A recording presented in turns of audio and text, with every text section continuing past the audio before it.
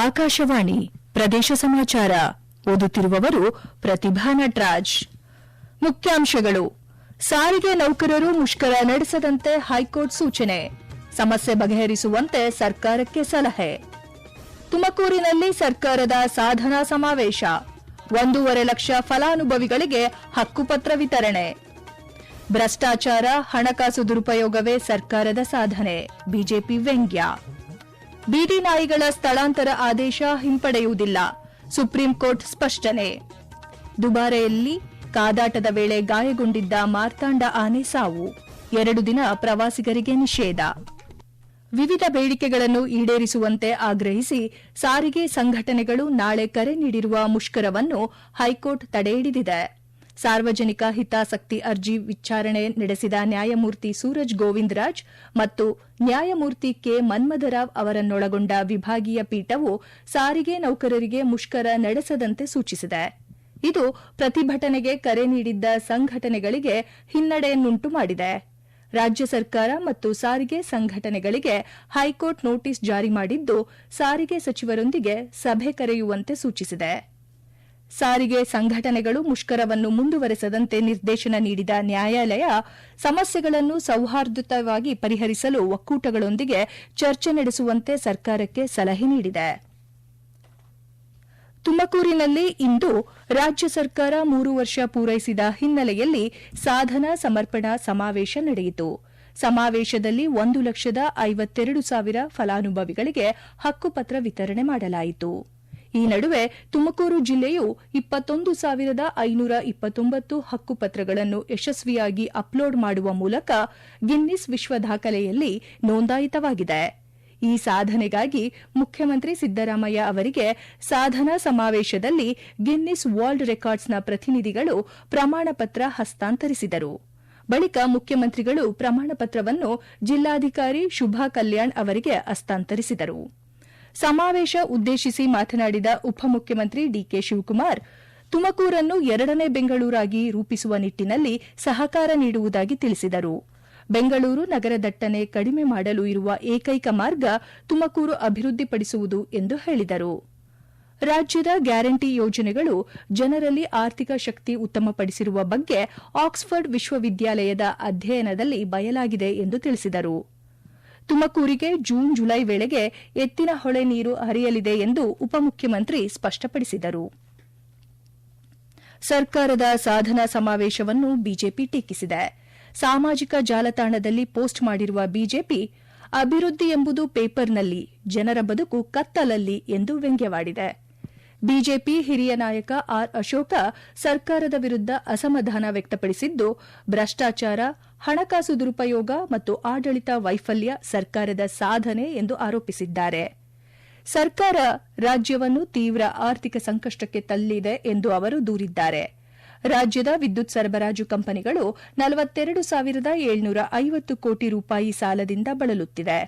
ರೈತರ ಸಮಸ್ಯೆಗಳ ಕುರಿತು ಕಬ್ಬು ಮತ್ತು ಮೆಕ್ಕೆಜೋಳ ಬೆಳೆಗಾರರ ಪ್ರತಿಭಟನೆಗಳಿಗೆ ಸ್ಪಂದಿಸಲು ಸರ್ಕಾರ ವಿಫಲವಾಗಿದೆ ಎಂದು ತಿಳಿಸಿದ್ದಾರೆ.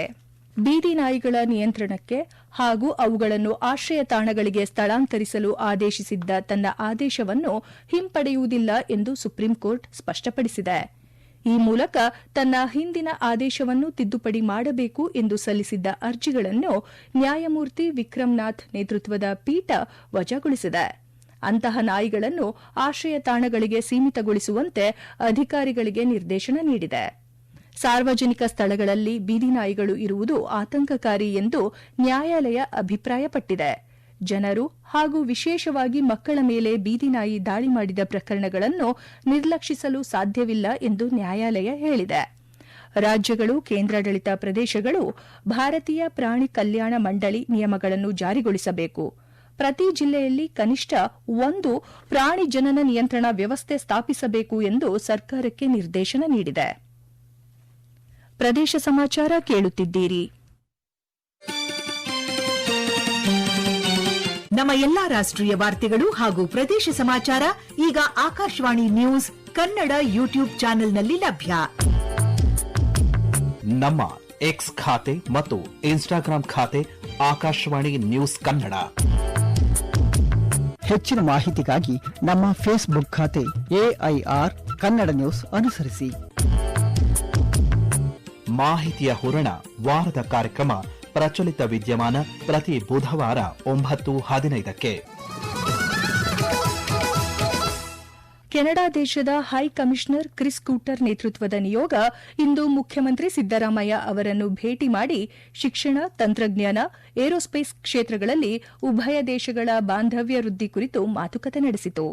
ಬಳಿಕ ಮಾತನಾಡಿದ ಕ್ರಿಸ್ ಕೂಟರ್, ರಾಜ್ಯದಲ್ಲಿ ಹೆಚ್ಚಿನ ಹೂಡಿಕೆ ಮಾಡಲು ಕೆನಡಾ ಉತ್ಸುಕವಾಗಿರುವುದಾಗಿ ತಿಳಿಸಿದ್ದಾರೆ. ಸಚಿವರಾದ ಎಂಬಿ ಪಾಟೀಲ್, ಶರಣಪ್ರಕಾಶ್ ಪಾಟೀಲ್, ಪ್ರಿಯಾಂಕ್ ಖರ್ಗೆ, ಸರ್ಕಾರದ ಮುಖ್ಯ ಕಾರ್ಯದರ್ಶಿ ಡಾ ಶಾಲಿನಿ ರಜನೀಶ್, ಅಪರ ಮುಖ್ಯ ಕಾರ್ಯದರ್ಶಿ ಅಂಜುಮ್ ಫರ್ವೇಶ್ ಈ ಸಂದರ್ಭದಲ್ಲಿ ಉಪಸ್ಥಿತರಿದ್ದರು. ಕೊಡಗು ಜಿಲ್ಲೆಯ ದುಬಾರೆ ಆನೆ ಶಿಬಿರದಲ್ಲಿ ನಿನ್ನೆ ಕಂಜನ್ ಆನೆಯ ತಿವಿತಕ್ಕೆ ಒಳಗಾಗಿದ್ದ ಸಾಕಾನೆ ಮಾರ್ತಾಂಡ ಇಂದು ಸಾವನ್ನಪ್ಪಿದೆ. ದುಬಾರೆಯ ಕಾವೇರಿ ನದಿಯಲ್ಲಿ ಸ್ನಾನಕ್ಕೆ ತೆರಳಿದ್ದ ಸಂದರ್ಭದಲ್ಲಿ ಕಂಜನ್ ಹೆಸರಿನ ಸಾಕಾನೆಯೊಂದು ದಿಢೀರ್ ದಾಳಿ ನಡೆಸಿದ ಹಿನ್ನೆಲೆಯಲ್ಲಿ 34 ವರ್ಷದ ಮಾರ್ತಾಂಡನಿಗೆ ಗಂಭೀರ ಗಾಯಗಳಾಗಿತ್ತು. ಚಿಕಿತ್ಸೆ ಫಲಕಾರಿಯಾಗದೆ ಇಂದು ಮಾರ್ತಾಂಡ ಆನೆ ಕೊನೆ ಉಸಿರೆಳೆದಿದೆ.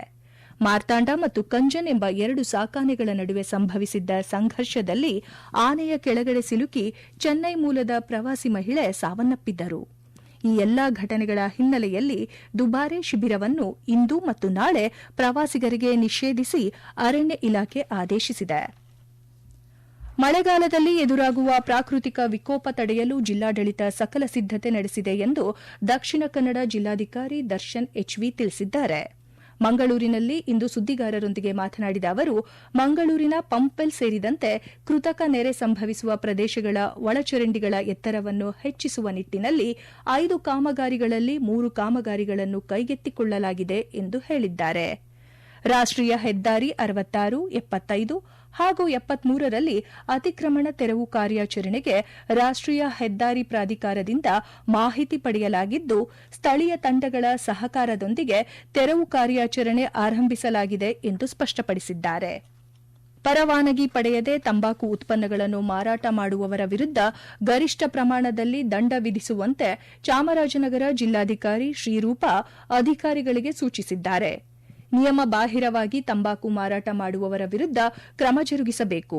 ತಂಬಾಕು ಉತ್ಪನ್ನಗಳನ್ನು ಮಾರಾಟ ಮಾಡುವವರು ಪ್ರತ್ಯೇಕ ಪರವಾನಗಿ ಹೊಂದಿರಬೇಕು ಎಂದು ತಿಳಿಸಿದ್ದಾರೆ.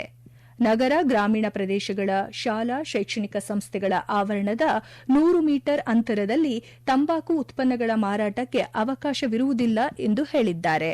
ಮಾದಕ ವಸ್ತುಗಳ ಸೇವನೆ ಸಮಾಜಕ್ಕೆ ಮಾರಕವಾಗಿದ್ದು, ಮೈಸೂರಿನಲ್ಲಿ ಮಾರಾಟ ಮತ್ತು ಸೇವನೆಯನ್ನು ತಡೆಗಟ್ಟಲು ಜಾಗೃತಿ ಕಾರ್ಯಕ್ರಮ ಕೈಗೊಳ್ಳುವಂತೆ ಹೆಚ್ಚುವರಿ ಜಿಲ್ಲಾ ಪೊಲೀಸ್ ವರಿಷ್ಠಾಧಿಕಾರಿ ಸಿ ಮಲ್ಲಿಕ್ ತಿಳಿಸಿದ್ದಾರೆ.